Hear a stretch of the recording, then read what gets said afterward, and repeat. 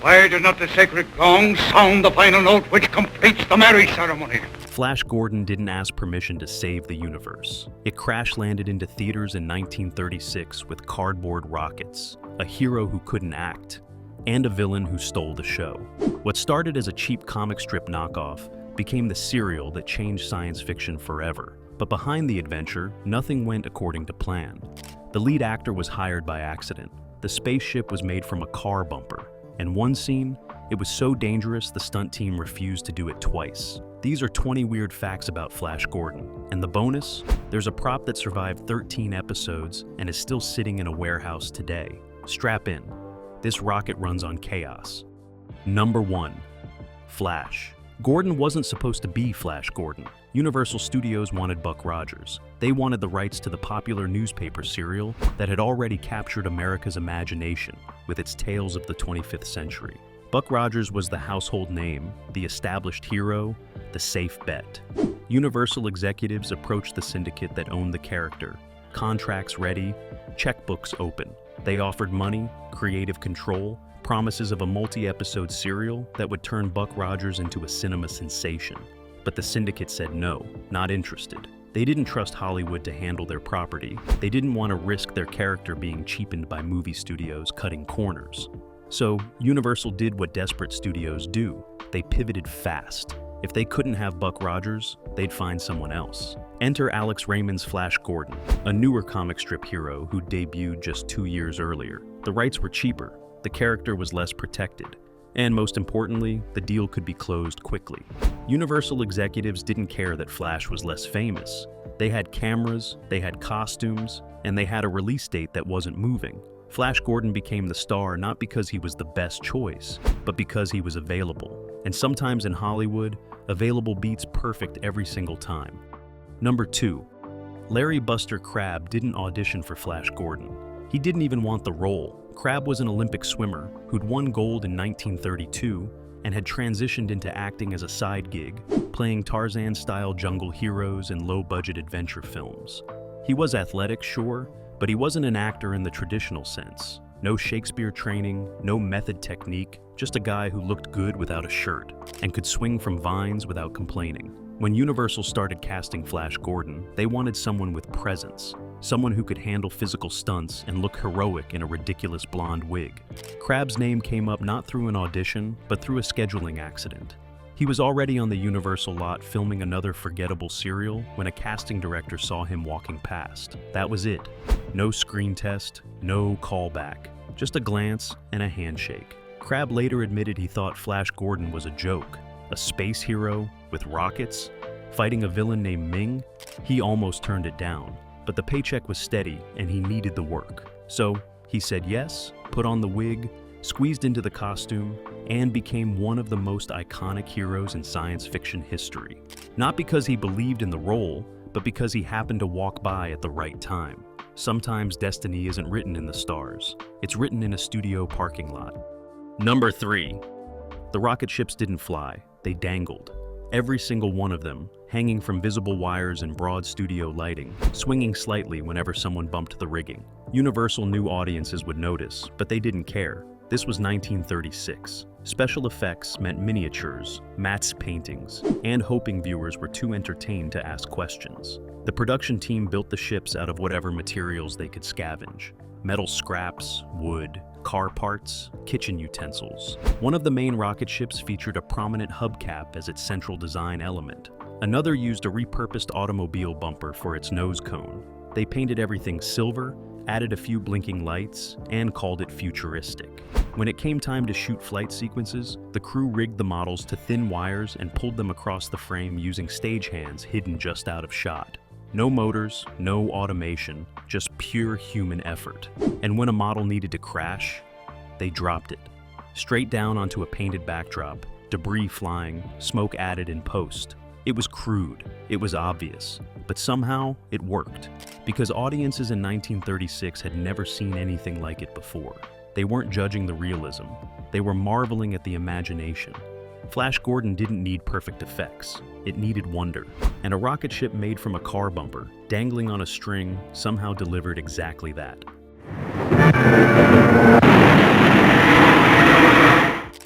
Number 4. Charles Middleton's audition for Ming the Merciless lasted 3 minutes. He walked into the room, didn't smile, didn't introduce himself, just stared down the casting director with cold, unblinking eyes. Then he spoke one line in a voice that could freeze blood. The room went silent. Middleton got the part on the spot, no callback needed. But here's the thing, Middleton wasn't a villain. Off-screen, he was warm, gentle, soft-spoken, a man who read poetry and painted landscapes in his spare time. He'd spent years playing kindly grandfathers and sympathetic judges in small roles across Hollywood. No one associated him with menace. But he understood something crucial about playing evil. You don't shout, you don't threaten loudly, you whisper. You make people lean in to hear the danger. Middleton transformed himself for the role, shaving his head, applying heavy makeup, adopting a slow, deliberate cadence that made every word feel like a threat. And once the cameras rolled, he became Ming. Not a cartoon villain, but something genuinely unsettling. Even the crew felt it. Between takes, actors avoided him. Not because Middleton was difficult, but because the character was too convincing. He'd created something so sinister that it bled into the atmosphere. Middleton would go on to play Ming in 2 more Flash Gordon serials, but he never topped that first performance. Because in 1936, he didn't just play a villain, he invented the template for every space tyrant that followed. Number 5. The planet Mongo didn't exist, not as a single location anyway. Universal couldn't afford to build one cohesive world, so they cheated. Every kingdom Flash visits, from the Forest Realm to the Ice Mountains to Ming's Palace, was filmed on a different soundstage using whatever sets happened to be available that week. The Forest Kingdom, leftover jungle sets from a Tarzan movie, the ice caves, repainted walls from a horror film, Ming's throne room, a redressed medieval castle from a swashbuckler that had wrapped months earlier. The production team didn't design Mongo, they scavenged it piece by piece, stitching together a planet from Hollywood's leftovers. And because each kingdom looked wildly different, it accidentally worked. Mongo felt vast, diverse, unpredictable. Audiences didn't question why one scene looked like ancient Rome and the next looked like Art Deco fever dream. They just accepted it as alien. The budget was so tight that some sets were used multiple times in the same serial, just redressed with different props and shot from different angles. Viewers didn't notice. They were too caught up in the story to count the columns or track the doorways. Universal turned limitations into creativity, and in doing so, they built a universe that felt bigger than the money behind it. Because sometimes the best special effects aren't the ones you plan. They're the ones you improvise when you have no other choice. Number 6. Jean Rogers hated her costume, every inch of it. The skimpy outfit she wore as Dale Arden, Flash's love interest, was designed for one purpose: to maximize skin while maintaining just enough fabric to pass the sensors. It was uncomfortable, impractical, and cold under the studio lights. Rogers complained constantly, but the studio didn't budge. This was 1936. Female characters in adventure serials existed for decoration, and the costume reflected that philosophy. But Rogers did something unexpected. She refused to be just decoration. Between takes, she studied the script, rewrote her own dialogue when it felt too helpless, and fought to give Dale agency in scenes where she was originally just screaming in the background. The directors initially resisted, but Rogers had leverage. She was the only woman in the main cast, and replacing her mid-serial would have been a scheduling nightmare. So they compromised. Dale still wore the revealing costume, but she got to throw a few punches, make a few decisions, and occasionally save Flash instead of waiting to be proved. It wasn't equality, not even close, but it was something. Rogers later said she was proudest not of how she looked in Flash Gordon, but of the moments where she made Dale more than a damsel. She couldn't change the costume, but she could change the character. And in a serial that was supposed to be mindless action, that small act of rebellion mattered more than anyone realized at the time.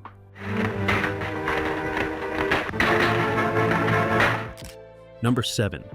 The sound effects were insane, literally. There was no library of futuristic noises in 1936, no archive of laser blasts and spaceship hums to pull from. So, the sound department at Universal made it all up, experimenting with whatever objects they could find around the studio. Death rays were created by running metal rods across piano wires. Rocket engines were a combination of compressed air hissing through tubes and someone shaking a sheet of thin metal. Explosions were often just firecrackers recorded at close range and layered with bass drums. But the strangest sound in the entire serial was Ming's ray gun, the weapon that could disintegrate enemies in seconds, that could vaporize rock and metal, that sounded like nothing Earth had ever produced. The sound team tried everything. Synthesizers didn't exist yet. Electronic manipulation was primitive, so they got creative. They recorded a man gargling water, played it backward, slowed it down, and mixed it with the sound of a saw blade being bent. The result was alien, unsettling, and completely original. When audiences heard it for the first time, they had no reference point. It didn't sound like a gun, it didn't sound like anything, and that's what made it perfect. Because Flash Gordon wasn't set on Earth, and the sounds couldn't be either. The audio team understood that before anyone else did. They didn't just support the visuals, they built an entire sonic universe from scratch, using nothing but junk and imagination. Number 8. The cliffhangers were filmed out of order, and nobody told the actors how they'd survive. This was standard practice for serials, keep the cast in the dark so their panic would feel real. At the end of every episode, Flash, Dale, or one of their companions would be trapped in a death chamber, falling from a cliff, or cornered by monsters. The screen would freeze, the music would swell, and audiences would have to wait a week to see the resolution. But when the next episode began, the danger would be resolved in the first 30 seconds, through some barely explained trick or last-second rescue. The actors hated it. Buster Crabbe would film a scene where he was being crushed by falling rocks, genuinely unsure how the character would escape. Then weeks later, after filming completely different episodes, he'd be brought back to shoot the resolution, where Flash somehow rolled out of the way at the last second. The continuity was a mess. Sometimes costumes didn't match, sometimes the lighting was different. Sometimes the actors had clearly aged between the cliffhanger and its resolution because months had passed during production. But audiences didn't care. They weren't analyzing the seams. They were hooked on the adrenaline. The out-of-order filming added to the chaos, and the chaos made it feel dangerous. Because if the actors didn't know how they'd survive, how could the audience? That uncertainty, accidental as it was, became one of the serial's greatest strengths. Number 9. One stunt almost killed the entire production. Midway through the serial, the script called for Flash to swing across a chasm using a rope while being shot at by Ming's guards. Simple enough on paper, but when the stunt coordinator saw the set, he realized the gap was wider than expected. The ceiling was lower, and the landing platform was positioned at a dangerous angle. He told the director they needed to redesign the sequence or bring in a professional stunt performer. The director said no. Budget was too tight, schedule was too packed. They'd make it work with Buster Crabbe doing it himself. Crabbe wasn't thrilled, but he'd done his own stunts before. How hard could a rope swing be? Very hard, it turned out. On the first take, Crabbe launched himself across the gap, but the rope was too long. He swung past the landing platform, slammed into the wall on the opposite side, and nearly lost his grip. The crew gasped. The director yelled, "Cut." They adjusted the rope, tightened the rigging, and tried again. This time, Crabbe made it to the platform, but landed awkwardly, twisting his ankle on impact. He limped through the rest of the day's shoot, refusing to stop because any delay would have thrown off the entire production schedule. The final version made it into the serial, and audiences never knew how close it came to disaster. One bad swing, one broken bone, and Flash Gordon might have ended at episode 7 with no ending at all. Number 10. The serial was supposed to run for 10 episodes. That was the plan. 10 weeks, 10 cliffhangers, one complete story. Universal had the budget mapped out, the release schedule locked in, everything organized. But something unexpected happened. Flash Gordon became a phenomenon. Theaters reported record attendance. Kids were lining up every week, dragging their parents along. Newspapers wrote about the craze. Universal executives saw the numbers and made a decision. Stretch it. They went back to the writers and said find 3 more episodes worth of story. The writers panicked. They'd already used every plot point from the comic strip, every villain, every planet, every twist. There was nothing left. So they improvised. They added filler sequences, extended action scenes, invented new characters on the spot, recycled footage from earlier episodes, and padded the runtime with recaps. Some episodes had entire minutes devoted to Flash running through corridors, or Dale explaining things the audience already knew. It was obvious padding, transparent, and sometimes tedious. But audiences kept showing up. They didn't care if the story was stretched thin. They just wanted more Flash Gordon.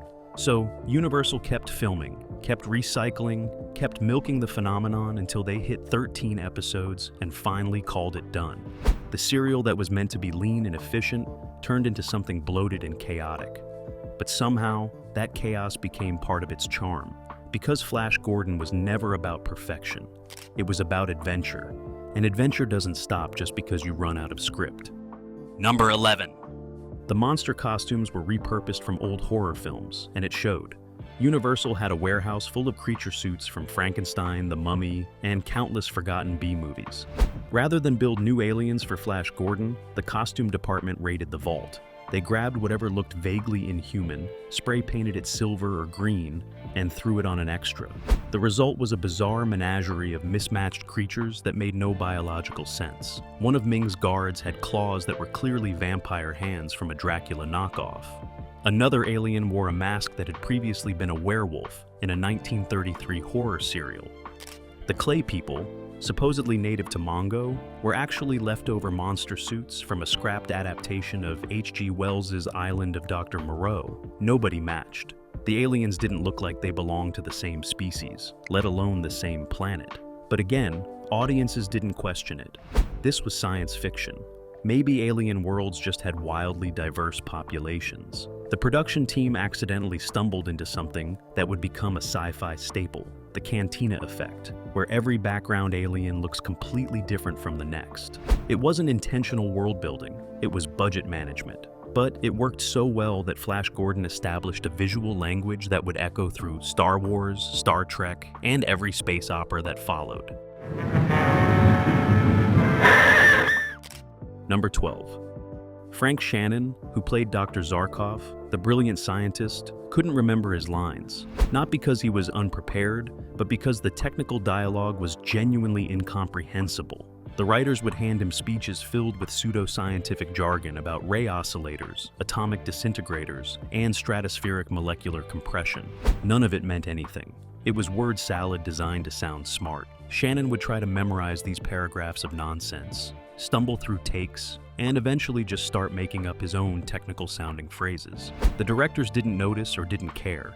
As long as Shannon said the words with confidence and pointed at the right prop, it counted as science. Between takes, Shannon would joke that he was speaking fluent gibberish, and the other actors started doing impressions of his techno-babble. But here's the thing, it worked. Shannon delivered every ridiculous line with such conviction that audiences believed Dr. Zarkov was a genius. He made the impossible sound plausible. He made nonsense sound like breakthrough discoveries. And in doing so, he created the template for every sci-fi scientist who came after. The key wasn't understanding the science. It was selling it. Shannon proved you didn't need a physics degree to play a brilliant inventor. You just needed absolute confidence and a willingness to say stratospheric molecular compression with a straight face. Number 13. The serial was filmed in 26 days, less than a month to shoot 13 episodes totaling over 4 hours of content. That's insane by any standard, but in 1936, it was just another Universal serial schedule. The crew worked 6 days a week, sometimes shooting 20 pages of script per day. There were no breaks, no time for perfectionism, no luxury of multiple takes. If an actor flubbed a line but the scene was mostly usable, they kept it. If a prop broke mid-scene and the camera kept rolling, it stayed in. Continuity errors piled up. Dale's hair would be perfectly styled in one shot, then messy in the next, then perfect again. Ming's throne room would have different decorations from episode to episode, depending on what was available that day. Flash's costume would tear, get repaired with visible stitching, then appear pristine again. Nobody had time to track these details. The editors did their best to hide the mistakes, but some were unavoidable. And yet the breakneck pace gave Flash Gordon an energy that more carefully produced films lacked. It felt urgent, chaotic, alive, because it was. The cast and crew were racing against an impossible deadline, and that desperation bled into every frame. You can feel the momentum, the sense that this production was barely holding together, and that rawness became part of the appeal. Number 14. The opening theme music wasn't original. Universal didn't commission a new score for Flash Gordon. They couldn't afford it. Instead, the music department pulled from the studio's existing library, grabbing dramatic pieces from previous films and rearranging them into something that sounded vaguely futuristic. The bombastic theme that became synonymous with Flash Gordon, lifted from a 1935 swashbuckler called The Bride of Frankenstein and mixed with themes from Western serials. Audiences had no idea they were hearing recycled music. It was all new to them, but musicians and film buffs noticed. Some theaters reported complaints from audience members who recognized the melodies from other movies. Universal didn't care. The music worked. It conveyed excitement, danger, adventure. That's all that mattered. Years later, when Flash Gordon became a cultural touchstone, that cobbled-together score became iconic. People who'd never seen the serial could hum the theme. It appeared in tributes, parodies, homages, and the irony is that the music everyone associates with Flash Gordon was never written for Flash Gordon at all. It was borrowed, repurposed, recycled, just like the sets, the costumes, and half the props. Flash Gordon built a universe from Hollywood's leftovers, and somehow those leftovers became legendary. Because sometimes the greatest creations aren't the ones made from scratch. They're the ones assembled from pieces nobody else wanted. Number 15. The serial spawned a merchandising empire before merchandising was a thing. In 1936, movie tie-in products were rare. Studios didn't think about action figures or lunchboxes. But Flash Gordon changed that. Within months of the serial's release, stores were flooded with Flash Gordon ray guns, rocket ships, costumes, comic books, and bubblegum cards. Nobody had planned for this. The studio hadn't set up licensing deals or marketing campaigns. Manufacturers just started making products because kids were obsessed. And Universal, caught off guard, scrambled to establish licensing agreements after the fact. Some of the toys were officially sanctioned. Others were blatant knockoffs that Universal didn't have the resources to fight. The result was a chaotic marketplace filled with Flash Gordon merchandise of wildly varying quality. Some ray guns actually lit up and made sounds. Others were painted wood. Some rocket ships had moving parts. Others fell apart immediately. But kids didn't care. They wanted anything that connected them to Flash Gordon. Parents complained about the costs. Teachers complained about kids bringing toy ray guns to school. And Universal executives realized they'd stumbled into a gold mine they hadn't known existed. Flash Gordon proved that a successful film could make more money off merchandise than ticket sales. It was an accidental discovery that would reshape Hollywood forever. Number 16. Buster Crabbe's blonde wig became a problem. In the comic strip, Flash Gordon had golden blonde hair, part of his all-American hero look. But Crabbe had dark brown hair. The studio's solution was simple: wig. But the wig they chose was cheap, ill-fitting, and obvious. Under the hot studio lights, it would slip, revealing Crabbe's real hairline. Sweat would loosen the adhesive, and between takes, assistants would have to reapply glue while Crabbe sat perfectly still. In action scenes, the wig would shift mid-stunt, creating continuity nightmares. Editors learned to cut around the wig problems, but eagle-eyed viewers noticed. In some scenes, Flash's hair was perfectly blonde. In others, you could see dark roots. In a few shots, the wig was visibly crooked. Crabbe hated it. He asked multiple times if he could just dye his real hair blonde. The studio said no, too risky, too permanent. What if his next role required dark hair? So, Crabbe suffered through 13 episodes of wig anxiety, constantly aware that his hairpiece might betray him at any moment. Decades later, when fans asked Crabbe about his time as Flash Gordon, he rarely mentioned the acting or the stunts. He talked about the wig. That terrible, uncomfortable, constantly shifting blonde wig that made him self-conscious in every close-up. Number 17. The serial was banned in multiple countries for being too violent. In 1936, many nations had strict censorship boards that reviewed foreign films before allowing public screenings. Flash Gordon was flagged immediately. The ray gun disintegrations, even though they were clearly fake and accompanied by obvious special effects, were deemed too graphic for children. Ming's torture devices, the execution chambers, the scenes of people being vaporized into nothingness, all of it triggered censorship concerns. Germany banned it outright, calling it American propaganda disguised as entertainment. Italy cut over 30 minutes of footage before allowing a limited release. Australia restricted it to adults only, which defeated the entire purpose since the primary audience was children. The UK demanded edits to several death scenes and insisted on new title cards explaining that everything was fantasy. Universal was furious. They'd made what they thought was a harmless adventure serial, and suddenly it was being treated like dangerous content. But the controversy helped more than it hurt. In countries where Flash Gordon was banned or restricted, it became forbidden fruit. Kids wanted to see it even more. Bootleg copies circulated. Theater owners in border towns reported audiences traveling from neighboring countries just to watch the uncensored version. The bans turned Flash Gordon into an event, something daring and subversive. And Universal learned another valuable lesson. Sometimes the best marketing is telling people they're not allowed to see something. Number 18. There was no script for the final episode. By the time production reached episode 13, the writers had exhausted every idea. They'd stretched a 10-episode story into 13 and had nothing left. The climax had been written weeks earlier, a big confrontation between Flash and Ming, but the resolution, how Flash would actually defeat Ming and escape Mongo, that part was blank. The director told the writers to figure it out on set, so they improvised. Buster Crabbe, Charles Middleton, and the core cast gathered one morning without a finished script, just rough notes about the emotional beats the scene needed to hit. They blocked out the action together, suggesting lines, choreographing the fight, making it up as they went. The scene where Ming is finally defeated, largely improvised. The dialogue between Flash and Dale in the final moments, written during lunch break.